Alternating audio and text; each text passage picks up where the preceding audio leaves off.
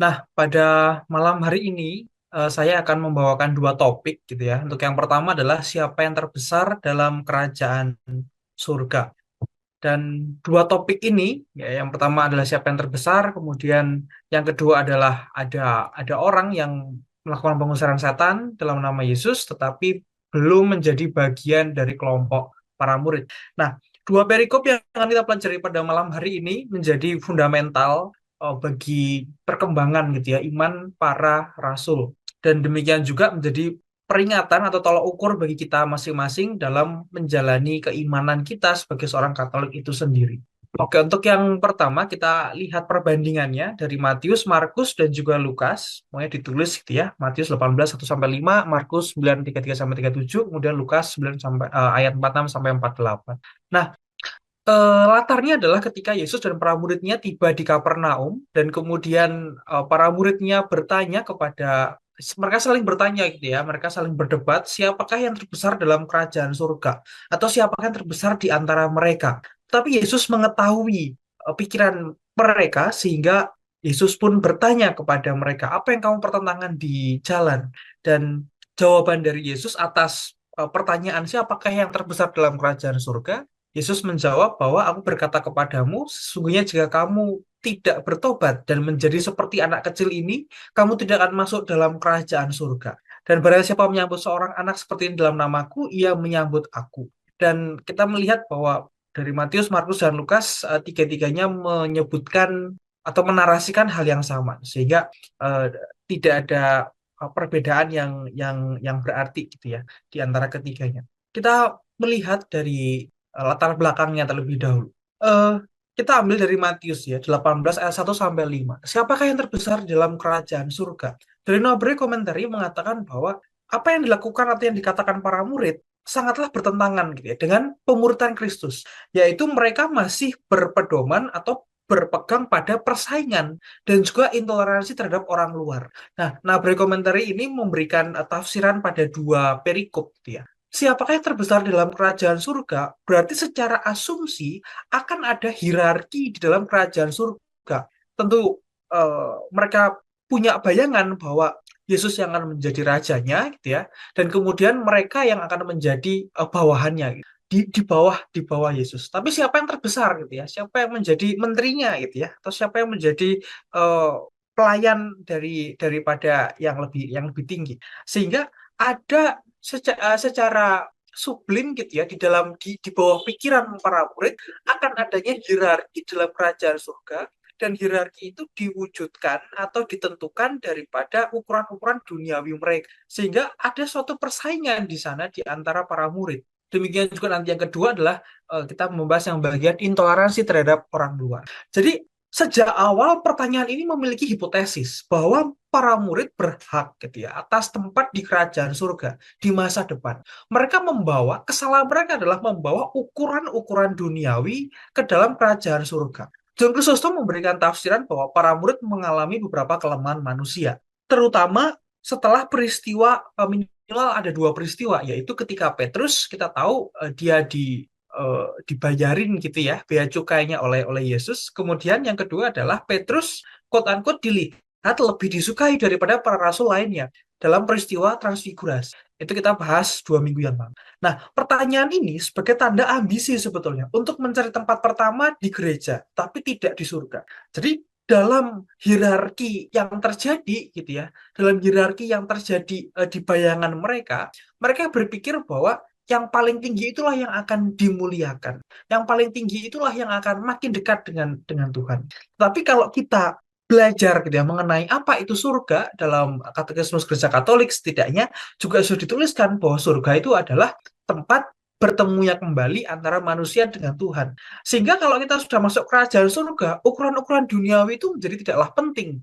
Ukuran-ukuran duniawi itu tidaklah menjadi standar bagi kita. Lalu ujung-ujungnya di kerajaan surga bertemu dengan Tuhan gitu ya, bertemu dengan pencipta. Kenapa kita mesti beradu siapa yang lebih tinggi gitu ya dengan ukuran-ukuran keduniawian itu.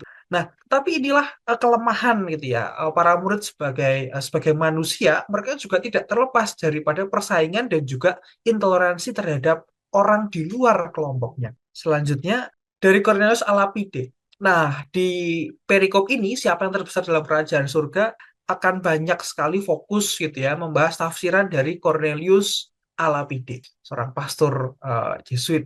Pertanyaan siapakah yang terbesar dalam kerajaan surga? Mereka menginginkan keutamaan. Nah, mengapa mereka menginginkan keutamaan itu?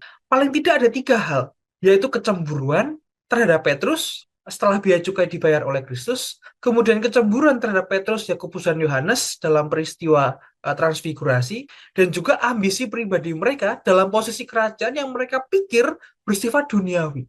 Sehingga mereka membawa keduniawian itu, ukuran keduniawian itu dalam kerajaan surga. Tapi di sini Cornelius a Lapide memberikan tafsiran bahwa hal-hal semacam inilah yang menjadi penghalang terbesar kita untuk bisa masuk dalam kerajaan surga. Maka Tuhan Yesus memberikan jawaban, kalau kamu tidak bertobat menjadi seperti anak kecil ini, kamu tidak bisa masuk dalam kerajaan surga. Karena penghalang terbesar untuk masuk dalam kerajaan surga adalah kesombongan. Nah, kesombongan ini diuraikan oleh Cornelius a Lapide sebagai suatu ilusi sebetulnya. Kesombongan itu adalah ilusi yang membuat manusia merasa cukup, merasa besar, merasa berdiri sendiri. Nah, lawan kata dari kesombongan adalah kerendahan hati. Kerendahan hatilah yang bisa meloloskan manusia untuk masuk kerajaan Allah dengan cara merendahkan diri. Jadi kerendahan hati inilah yang membuka kita sebagai manusia untuk bergantung pada Allah. Semua yang kita miliki adalah anugerah. Jadi dengan kesadaran bahwa kita perlu bergantung pada Allah, semua yang kita miliki adalah anugerah, semua yang kita miliki berasal dari Bapa, itulah yang membuat kita lolos gitu ya untuk masuk kerajaan Allah. Dan sifat-sifat ini yang dimiliki sebagai seorang anak gitu ya. Ketika Yesus membawa perumpamaan anak kecil, kalau kamu tidak bertobat seperti anak kecil ini, atau kita bisa analogikan sebagai dari bayi sampai sampai balita gitu ya, atau mungkin di bawah 10 tahun gitu ya. Anak kecil itu mungkin atau pasti gitu ya, pasti hanya bergantung pada orang tuanya saja. Hanya bergantung pada orang tuanya dan menyadari bahwa semua yang dimiliki adalah pemberian dari orang tua. Semua yang dimiliki adalah anugerah. Jadi dengan kerendahan hati semacam itu, dengan kebergantungan total kepada Allah, itulah yang meloloskan kita manusia untuk bisa masuk dalam kerajaan Allah. Ya, selanjutnya di Daja Bible ya. Di Daja Bible mengatakan bahwa ketika para murid sudah banyak menemani Yesus, sudah banyak sekali ikut dalam pelayanan bersama dengan Yesus, mereka juga masih dipenuhi oleh kekhawatiran duniawi, seperti siapa yang terbesar. Nah, kekhawatiran duniawi ini kita sudah pernah bahas minimal di perikop penggandaan roti. Bagaimana para murid masih khawatir tentang kekenyangan perut mereka. Masih mengkhawatirkan apakah saya bisa makan kenyang ketika mereka pelayanan bersama Yesus. Padahal kekhawatiran itu muncul setelah setelah Yesus menggandakan roti. Tapi kekhawatiran ini lebih daripada kekhawatiran yang fisik gitu ya. Kekhawatiran yang mereka miliki itu sudah sublim ke dalam bawah sadar mereka bahwa mereka dikuasai oleh ambisi, kecemburuan ataupun hasrat akan posisi yang tersembunyi. Jadi ada gejala yang lebih dalam yaitu manusia atau para murid pada saat itu cenderung memproyeksikan yang kita lihat di dunia ke dalam realitas ilahi. Jadi apa yang kita alami di sini, ukuran yang kita pakai di dunia, kita proyeksikan itulah yang terjadi dalam realitas ilahi. Gitu. Nah, Cyril of Alexandria. Cyril of Alexandria memberikan tafsiran ataupun sekaligus sedikit gambaran gitu ya mengenai perikop yang selanjutnya. Kita akan bahas lebih lebih detail di perikop yang selanjutnya. Kesombongan ini sangat terlihat ketika para rasul diberi wewenang untuk mengusir roh jahat, mengusir dan menyembuhkan semua penyakit, tetapi mereka membayangkan bahwa otoritas ini hanya diberikan kepada mereka dan tidak diberikan kepada orang lain. Sehingga yang mereka pikir, makin dekat mereka dengan Yesus, pelayanan bersama-sama, mereka tidak berpikir bahwa ada orang lain yang mempunyai karunia yang sama. Gitu ya. Mereka berpikir bahwa semakin dekat dengan Yesus, mereka juga berpikir gitu ya bahwa keselamatan bagi kepada manusia itu juga bisa didapatkan dari mereka dengan cara banyak orang yang akan meminta mereka untuk mengusir roh jahat, untuk menyembuhkan segala penyakit. Nah, kesombongan rohani semacam inilah yang sejak awal dilihat oleh Yesus dan sejak awal pula Yesus mencabut gitu ya, mencabut lalang pelayanan yang akan dilakukan oleh para rasul. Ya, kita akan membahas dari Cyril of Alexandria. Cyril of Alexandria memberikan tafsiran diawali bahwa gairah dan nafsu kesombongan menyerang beberapa para rasul. Dan perdebatan di antara mereka siapa yang terbesar adalah tanda orang yang ambisius, tanda bahwa dia ingin berdiri di kepala yang lain. Dan dia melihat lalang itu gitu ya sebagai pekerjaan penabur yang jahat. Dan kita bisa melihat bahwa sebetulnya dari awal Yesus sendiri ketika kita membahas mengenai lalang dan gandum, dari awal Yesus memang memberikan izin gitu ya bagi lalang untuk tumbuh bersama dengan gandum. Tetapi Yesus tidak ingin bahwa para rasul yang dia pilihnya 12 rasul itu menjadi salah satu lalangnya gitu ya. Jadi ketika Yesus sudah melihat bahwa salah satu dari mereka atau sekelompok dari mereka ada potensi menjadi lalang, maka sejak awal pula Tuhan mencabut lalang itu sampai ke akarnya. Jadi Tuhan melihat dalam hati dan pikiran para murid yang muncul sebagai akar dari kepahitan tertentu dan mencabut dari akarnya sebelum tumbuh. Nah, hal ini disebabkan karena ketika kesombongan itu sudah mendapatkan kekuatan, sudah mendapatkan kuasa, itu akan lebih susah untuk diberantas. Maka Yesus yang memahami pikiran dan hati mereka membiarkan untuk menyelidiki ke dalam hati dan juga mengendalikan pikiran dari para rasul. Nah, dari sini kita bisa ambil suatu relevansi kontemporer bagi kita dalam kehidupan sehari-hari gitu ya. Untuk membiarkan Yesus masuk menyelidiki hati dan pikiran kita setiap hari agar kita semakin dimurnikan, agar niat kita semakin dekat kepada Allah, tidaklah diganggu oleh lalang. Minimal kita menyadari bahwa ada lalang yang tumbuh dalam hati. Cyril Alexandria mengakhiri tafsiran dengan sesungguhnya penyakit kemuliaan akan diri akan berujung pada kesia-siaan. Dan penyakit ini muncul kepada mereka yang merasa memiliki keunggulan di antara yang lain. Maka Tuhan Yesus mengambil seorang anak kecil gitu ya untuk menunjukkan kriteria yang terbesar dalam kerajaan. Ya, dari Jerome Bible Commentary mengenai seperti anak kecil, yang terbesar diberikan dua kriteria oleh Jerome Bible Commentary. Dua kriteria itu adalah orang yang mengakui kebutuhannya yang terbesar adalah di hadapan Tuhan. Jadi dengan mengakui bahwa kebutuhan terbesar kita adalah berdoa di hadapan Tuhan, itulah yang akan menjadi yang terbesar di dalam kerajaan surga. Dan yang terbesar adalah orang yang mengasihi bahkan orang yang paling rendah sekalipun. Ini akan menjadi yang terbesar dalam kerajaan surga. Ini sudah masuk dalam relevansi kontemporer gitu ya. Apa sifat-sifat anak kecil yang dapat kita pelajari? Seperti seorang anak yang memiliki pikiran yang murni dalam hati yang tidak bernoda. Sebab di dalamnya tidak tinggal dalam kesadaran pikiran, dia tidak menilai, dia tidak terlalu menghormati dan berambisi, ataupun menghindari agar terlihat lebih rendah daripada yang lain, dan juga tidak memiliki kemurungan dalam pikiran atau hatinya. Kita bisa melihat gitu ya, bahwa para anak kecil tidak memiliki kemurungan dalam pikiran atau hatinya. Bahkan ketika bermain kemudian terjatuh gitu ya, menangis, kemudian bangkit lagi untuk bermain lagi. Jadi tidak ada dendam, tidak ada kemurungan dalam pikiran ataupun hati. Jadi hatinya ringan sekali. Nah, itulah yang diharapkan. Dari Cyril of Alexandria juga menyatakan itulah kriteria untuk menjadi seorang anak kecil yang diinginkan oleh Yesus.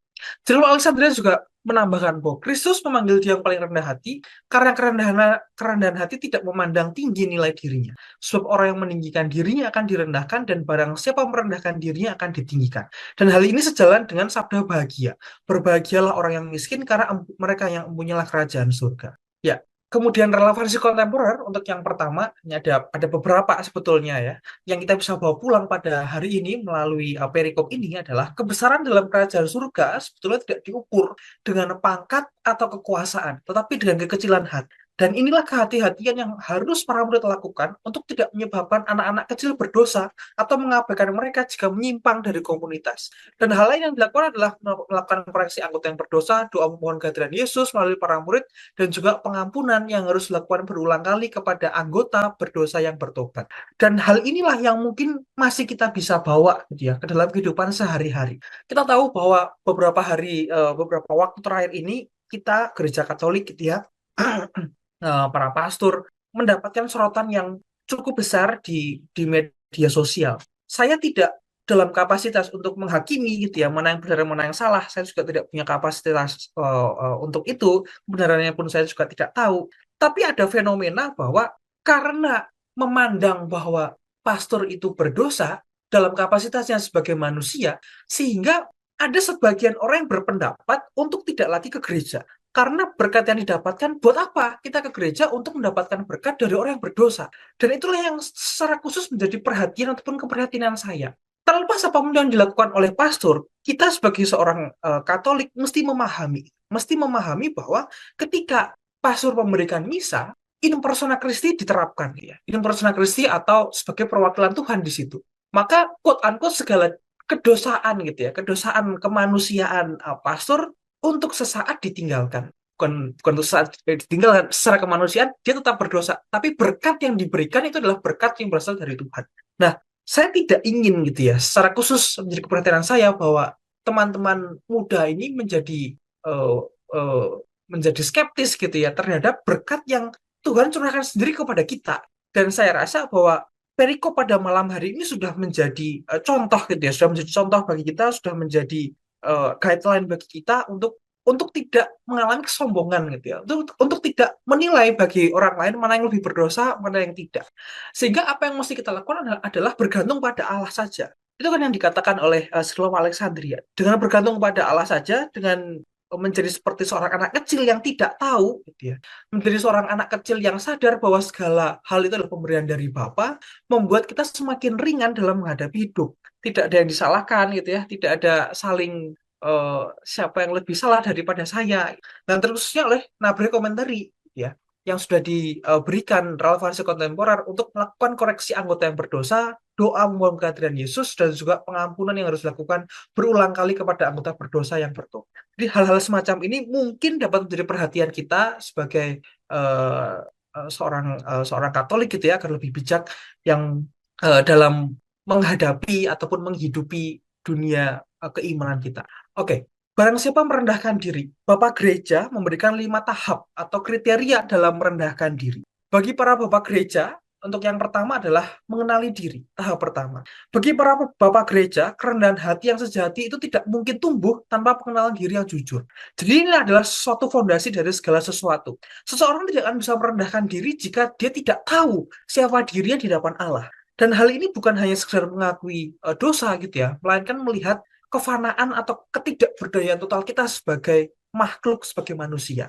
Dan mengenai pengenalan diri ini diberikan tafsirannya oleh Santo Agustinus yang menekankan bahwa perjalanan kepada Allah haruslah dimulai dengan kembali kepada diri sendiri. Janganlah engkau pergi keluar, tapi kembalilah ke dalam dirimu sendiri. Kebenaran yang berdiam dalam batin manusia. Tapi ingatlah, jika engkau melampaui dirimu, engkau sedang melampaui jiwa yang berakal budi, bergegaslah ke sana. Ke tempat cahaya akal budi itu dinyalakan. Maka maksud dari Santo Agustinus adalah langkah pertama adalah masuk ke dalam batin. Menemukan di sana bukan kehebatan kita, melainkan kodrat kita sebagai manusia yang bisa berubah dan rapuh.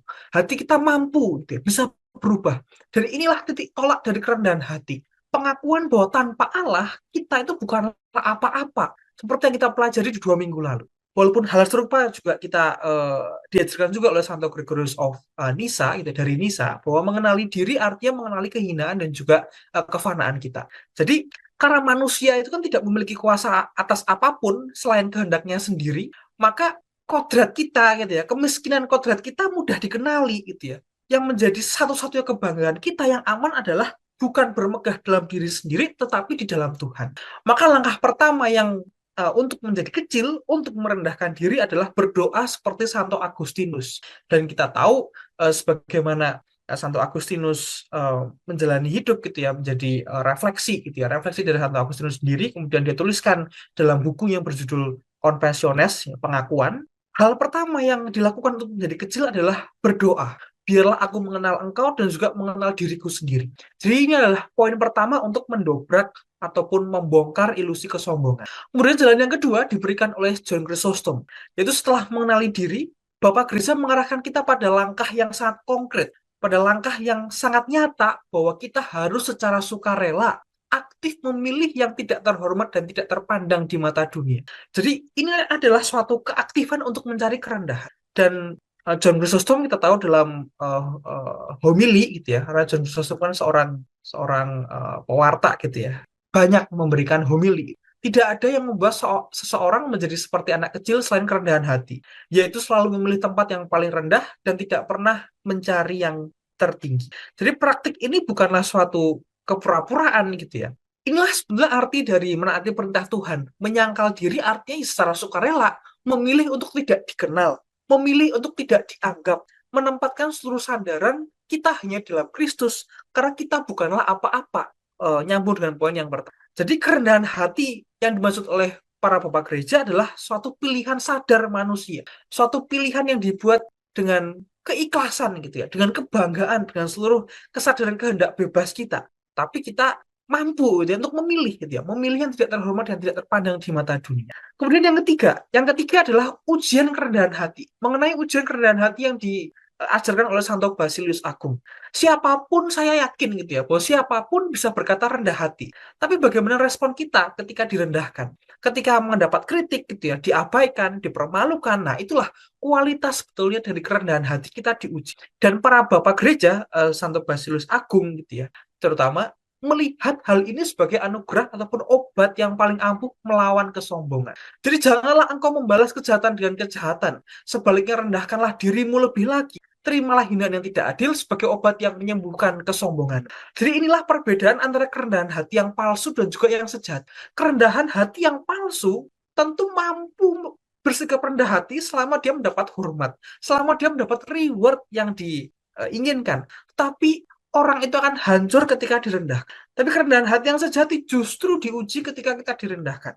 Yang sejati menerima hinaan sebagai obat. Jadi menerima hinaan sebagai obat ini yang semestinya mengubah gitu ya cara pandang kita sebagai manusia yang bebas gitu ya sepenuhnya, bahwa hinaan itu bukanlah eh, suatu challenge gitu ya, suatu serangan gitu ya kepada reputasi kita, melainkan menjadi pisau bedah gitu ya. Jadi pisau bedah kita untuk menyembuhkan kesombongan dari jiwa. Nah, inilah jalan yang sesungguhnya. Kemudian di poin yang keempat dan juga yang kelima. Jalan yang keempat adalah membandingkan diri dengan kriteria Allah, bukan dengan sesama. Akar dari kesombongan adalah kebiasaan untuk membandingkan diri dengan orang lain, membandingkan diri dengan kriteria dunia.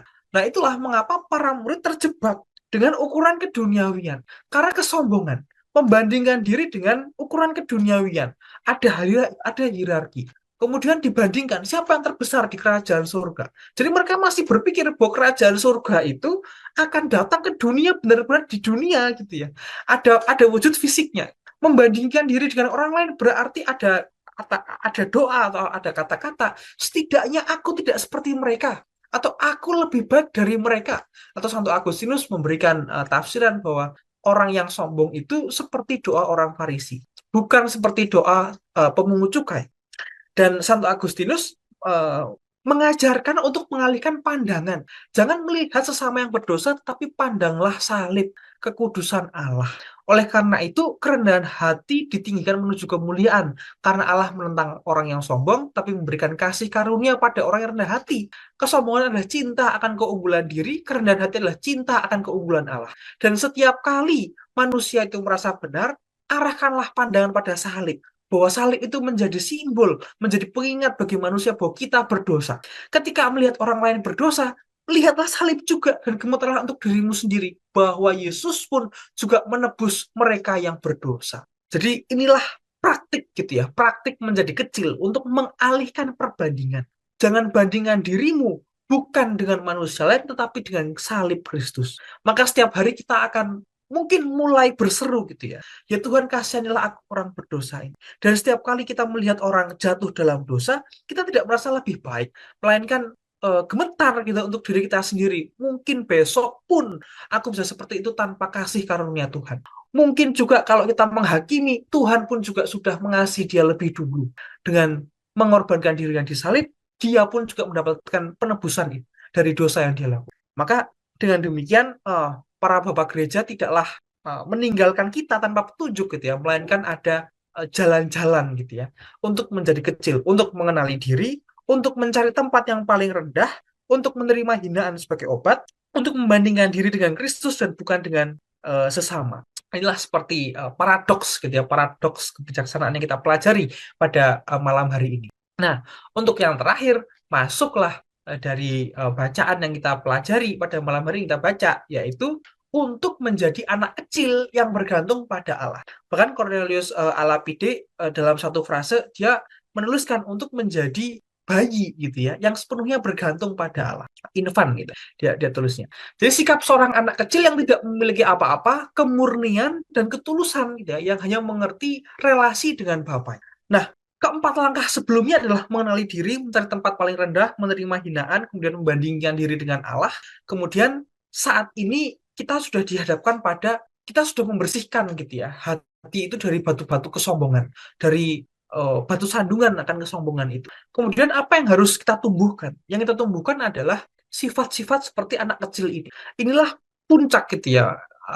Mengapa akhirnya Yesus mengatakan, kalau kamu tidak bertobat setelah mengalami 4 poin di atas tadi, kamu harus menjadi anak kecil gitu ya, yang bergantung pada Allah. Bukan karena kekurangan hikmat, tapi kita lihat kesederhanaan dan juga kepolosannya. Maka seluruh proses menjadi kecil ini akhirnya bermuara pada satu hal, yaitu penerimaan. Gitu ya. Penerimaan pada rahmat Allah. Barang siapa tidak menyambut kerajaan Allah seperti seorang anak kecil, maka ia tidak akan masuk ke dalam. Jadi ini bukanlah sekedar suatu requirement atau syarat untuk masuk, tapi juga cara gitu ya untuk hidup dalam kerajaan Allah setiap harinya dalam kehidupan kita. Jadi kita menyambut kerajaan Allah itu diri kita sebagai pengemis gitu yang tidak memiliki apapun untuk ditawarkan kecuali tangan yang terbuka gitu ya, kecuali hati yang percaya seperti sikap seorang.